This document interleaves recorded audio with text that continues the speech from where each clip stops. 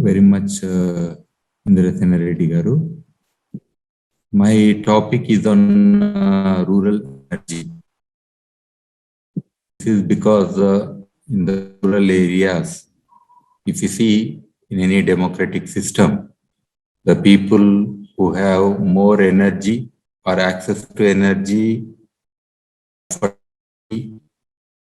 and the people who don't have, there is a complete divide. The divide is between rural and urban.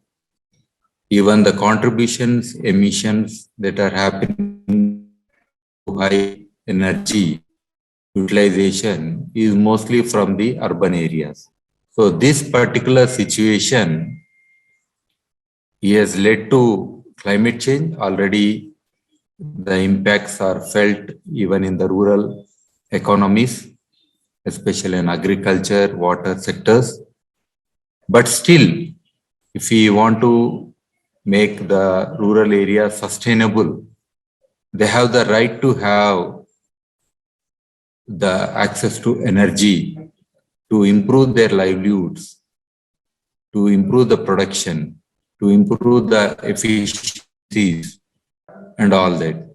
So when it comes to climate change, there are basically emissions, vulnerability, adaptation, mitigation. These are very critical things. But when we speak about emissions, yes, people say even from rural areas, the emissions are there. That is true. But these emissions are not meant for any other production systems which has less relevance. But these are the essential production systems, say food, that is the most essential for anybody to survive. So when it comes to agriculture, the food production systems are the people living in the remote areas, including the tribals and all that. How do we improve their livelihoods? And within that framework, let us say we have agriculture energy consumption and within rural areas domestic energy consumption. So these are the two important areas. So let me start with the domestic energy consumption. Many women still they are cooking on the very primitive stoves, which are not even efficient, and they have so many difficulties in fetching the fuel wood, and the drudgery or the access to improved technologies or efficient stoves has not been made possible yet much, although we have some subsidies and government programs now and then.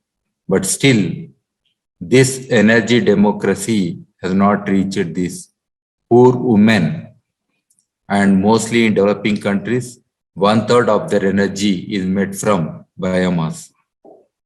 So when this is so important and cooking is so essential, and the drudgery of women is not yet addressed, even the local biomass conservation or soil conservation or the smoke emissions from the stove or the time that is spent on cooking, otherwise they could have spent their time on other valuable things. So all these things are the major concerns that still we need to address. So here, I myself have designed about 50 efficient low-cost stoves. They are basically the gasifier stoves and other stoves. So these are the principles that enable us to facilitate the women to use efficient stoves. So here, the women, I think they have the right, even when the government says we have provided the LPG connections, the connection is not the freedom, because they have to refill these LPG cylinders, and it is the most difficult thing for any family, and the cost of LPG is also increasing. So it becomes less meaningful. So the women who have shifted to LPG usage, it's a convenience definitely, but it's a fossil fuel. Remember, it has its own limitations. So they are again converting themselves back to usage of biomass. So these are the difficult things that women are already facing. So when it comes to the agriculture, first comes emissions. The people are criticizing the emissions from the stubble burning, crop residue. 800 million tons of crop residue is being generated. But when we have less animal power and more mechanization, and when there is less time and we have this irrigation scheduling so tight, how do farmers stubble? See, converting this stubble into compost or something, again, it requires so much other like cutting it into pieces or the processes and other methods are required. It is not so easy within a given less time converting into some kind of compost or usage. Yes, definitely some part will go for as animal feed. But as I said, that kind of usage has come down because of current agricultural practices. So here there are solutions. Even we could convert this crop residue into biochar, which is again another domain where I had been working. So biochar can be used to replenish the soils, to rejuvenate the soils, to improve the water use efficiency, soil moisture, and also emission reductions. And whatever that is applied, whether organic or chemical fertilizers to the soil, definitely its efficiency will increase in the presence of biochar. So people, rather burning openly, they could have systems in place where partially they could use this energy for their own food processing technologies, and they could conserve this biochar and use it. So decentralized biochar retorts or methods or cleans or even simplest mound method or trench method, all these things we need to create lots of awareness and provide intensive training so that people would appreciate this way of conversion, and they could always help the agriculture sector and they themselves would improve their livelihoods. So again, within agriculture, let us say I have a story. Once I saw in a village, a transformer was not functioning suddenly. It burst into flames. And all the farmers dependent on the transformer, electric transformer, their crops dried. They have groundwater, but their crops dried. So even when there is supply of electricity, free power, but when people don't immediately take the measures to facilitate proper demand-based supply of power, then also it's a failure. And now, with the government regulations in the coal sector already, or because of recent flooding of all the coal mines, and with this COP26 implications, where the governments need to take drastic measures, especially cutting down the fossil fuels, all kinds. So I think there will be more shortages of electricity because the urbanization is very fast and there will be huge demands from urban sectors. Then definitely the farming sector would suffer. So here, there are alternatives, maybe like solar pumps or even the lift irrigation schemes. The government promoting, I think it will be a major failure where we have water, where we have infrastructure, but ultimately we are unable to support the farmer. I think any captive electric power supply systems will also not help with the given conditions of what are the options that we have presently for electricity. And free power and all that, I think the government might rethink and might they might charge the farmers. Even water pricing that is there, that is again related to electricity consumption and all that. So this way, converting to solar pumps, it's a good option. And other options like wind power is there.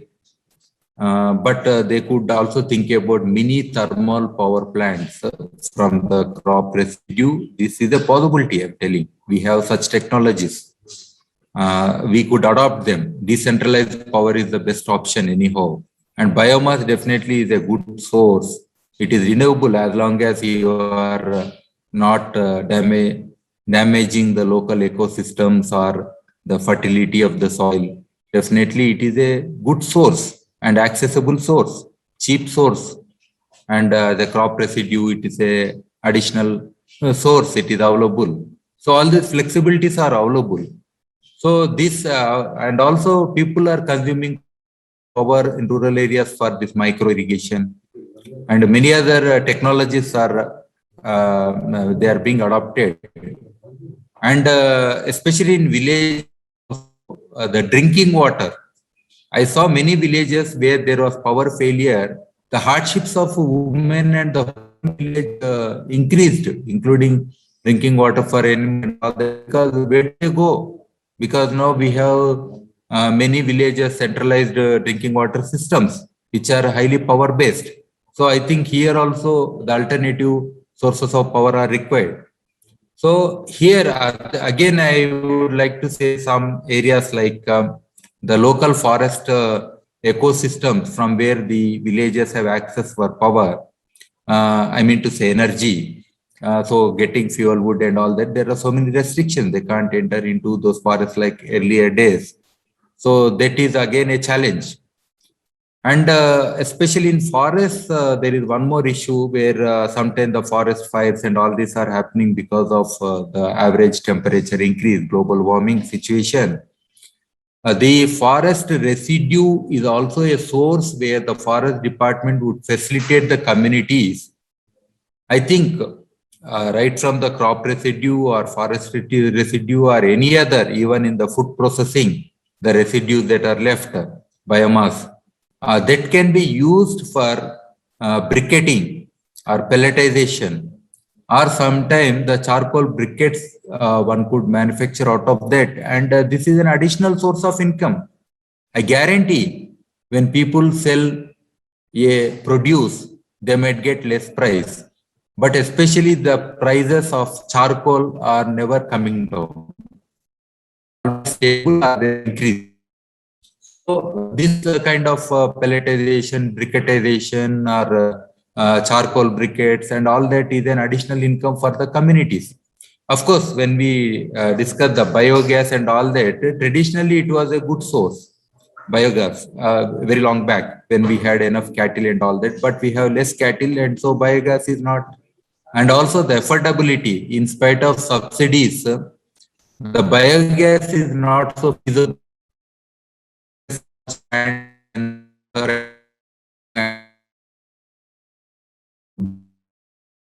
We shut down of the plant. So all these challenges are associated with biogas plants, and they are costly too. So that way we could avoid this, I mean to say, the non-sustainable traditional sources of energy to more sustainable sources of energy. So here, apart from that, as I said, right from the domestic cooking to the agriculture requirements of the water requirements, or including some people are using this electricity for like solar fencing, but they are using live wires for especially to protect their crops. So that's a bad practice, but they are already using electricity in different ways. Of course, the many practices have changed for them locally, like they are using electricity, say electric rice cookers are very nowadays. So the traditional ways of cooking using biomass and all that, those things are different. And even the value of food that is cooked on the traditional chulla has more than the value of cooking on these modern devices, because cooking is not a something which can be done just like that, because there is a process in cooking. So with this, all these remarks, I think I'll end my talk here, and Professor Purushottam Reddy sir would join now, and he is just joining before maybe other things like food processing technologies, FPOs are coming up. So value addition, value chains. I think for all this, we require a domestic assured power supply. So this is again very essential thing now. This small hydropower plants and micro hydel power plants. These are the various other things where we are looking into. So these things also would help, especially in the local areas. I saw a Panchaki. Panchaki is where the water is flowing, and we have this grinder mill. It's a beautiful device. Still in many villages, it is still functioning. And direct solar is always an optional thing that is available, like all our food grains are dried under the sun, but we are drying on the roads. I think that is very bad. Maybe we need to find better methods for this production system.